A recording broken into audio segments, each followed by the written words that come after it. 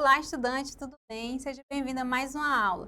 Sou Andréia, professora de arte, e hoje o nosso tema é um pouco sobre a história do teatro e da dança, essas duas linguagens que surgem praticamente ao mesmo tempo. Então, a dança e o teatro surgem como rituais de sobrevivência, conexão com a natureza e com os deuses, mímica e movimento como linguagem.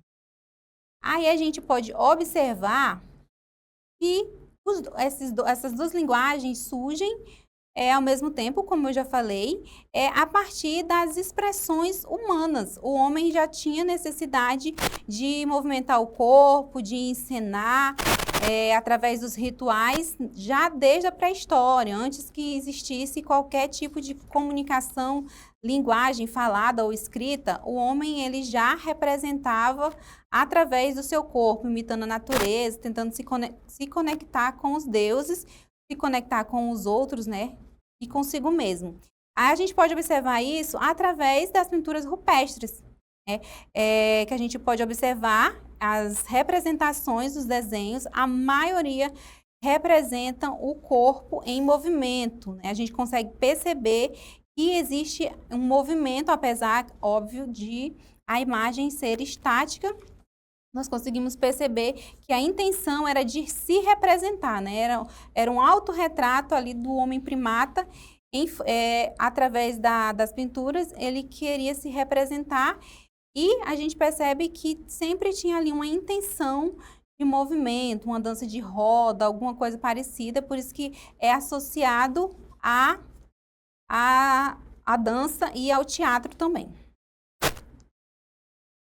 Mas foi aqui na Grécia Antiga, em que o teatro e a dança se aprimoram cada vez mais.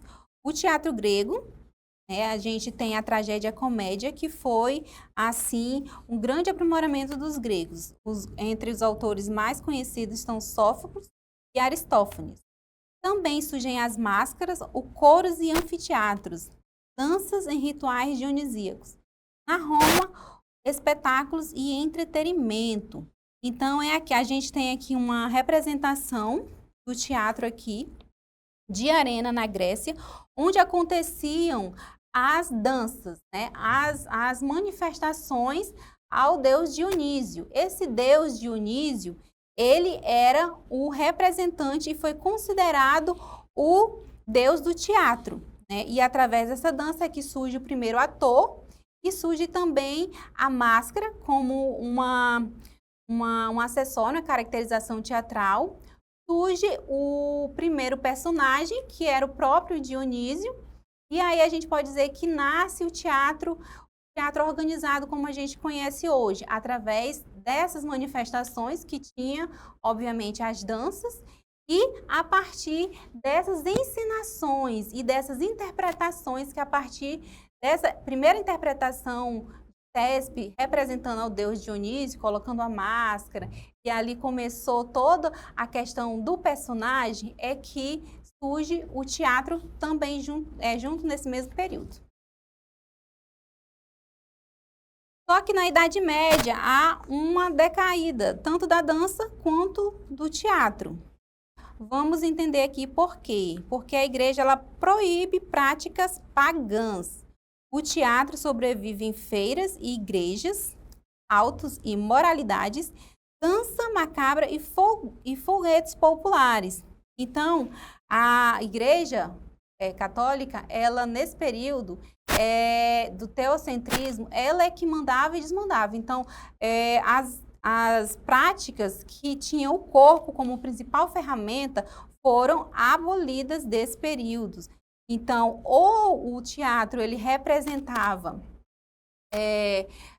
as passagens bíblicas, as cenas bíblicas, ou ele simplesmente tinha que se recolher e fazer algumas representações em feiras, em camponeses, no caso também da dança. Então, teve essa queda aí dessas práticas corporais por conta de a igreja considerar o corpo um atribuído do pecado. Ele trazia consequências do pecado, então essas práticas foram abolidas nesse momento. No Renascimento, como a própria palavra já diz, né, há um renascimento das artes, ressurge, né? Há uma redescoberta do corpo e da cena. A comédia dell'arte na Itália e o balé da corte francesa, da corte francesa ou da corte na França. Nesse momento, o Renascimento ele vai resgatar a Grécia Antiga, né? A Antiguidade. Ele vai trazer esse corpo de volta que foi reprimido ali na Idade Média e ele vai valorizar esse corpo novamente, tanto na pintura quanto nas artes corporais, como no teatro e na dança. Então, ele vai resgatar esse corpo, tanto que surge a profissão do ator nesse momento aqui, através da comédia dell'arte, a qual os atores eram bastante conhecidos por seus personagens fixos. E também o balé nasce aqui a partir desse balé clássico aqui da França. E no século XIX e século XX, a expressão revolução. A Idade Moderna, né, que a gente conhece como a ruptura das artes, onde a dança moderna vem com a Isadora Duncan e Martha Graham, o teatro realista e de vanguarda de Stanislavski e Brecht, teatro negro, indígena, popular, dança contemporânea e híbrida. Então, aqui no teatro, a gente tem o teatro realista, o teatro político, onde se traz as questões da revolução, né, a questão da política. E também na dança, há uma ruptura aí com o balé clássico, aquele balé onde se utilizava apenas movimentos bem rígidos, as roupas eram também bem padronizadas. E aí, na dança moderna, os pés vêm descalços, as roupas vêm mais leves, cabelos podem ser soltos. Então, há uma ruptura com essa estética da dança clássica. E hoje, né, trazendo aí um resumo, há uma pluralidade e hibridismo. Há uma mistura de linguagens, teatro, dança-teatro, performance na internet, TikTok, teatro digital, arte como identidade e transformação social. Então, hoje a gente consegue perceber todas as artes em uma só. Né? Não há mais essa separação, essa estética bem diferenciada. Há uma mistura, principalmente com a tecnologia.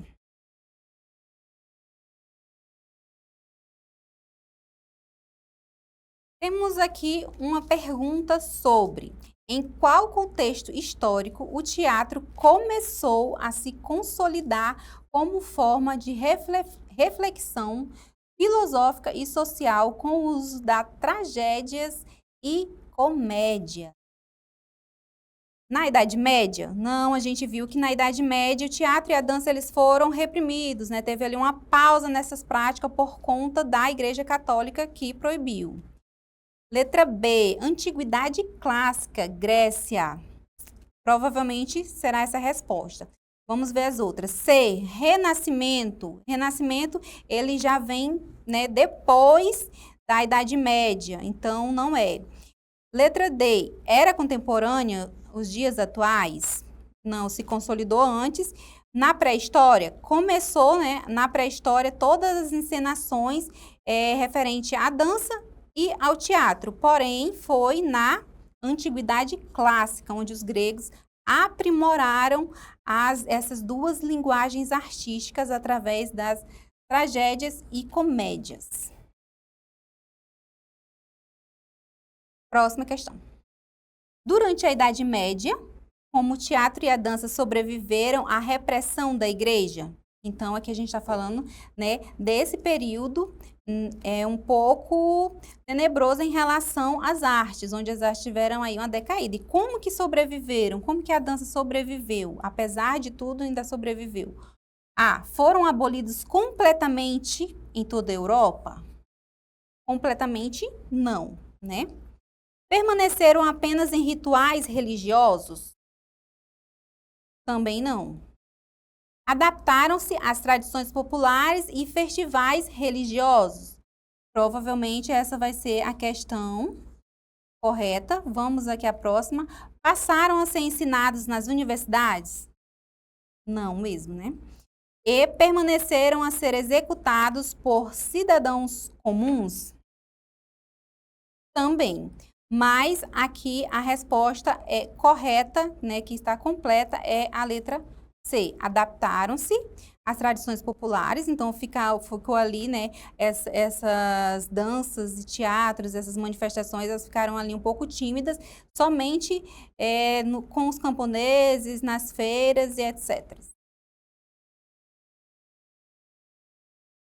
Outra questão, qual característica é típica da dança e do teatro no século XX e XXI? Respeito rigoroso às formas clássicas e cortesãs? Não, a gente viu que no século XX, né, teve aí a revolução, tanto do teatro quanto da dança. Então, eles romperam com essas formas clássicas, né? B, separação estrita entre dança e atuação? Muito pelo contrário, houve aí uma junção das duas ainda mais, né? C. Uso do corpo e da arte como forma de resistência e crítica social? Sim, a gente viu que houve aí uma revolução onde o teatro e a dança começou a servir para debater alguns temas da sociedade e trazer ali o ponto de vista político. Então, a correta seria a letra C. É isso. Então, eu finalizo por aqui. Obrigado pela atenção. Até aqui. Até a próxima.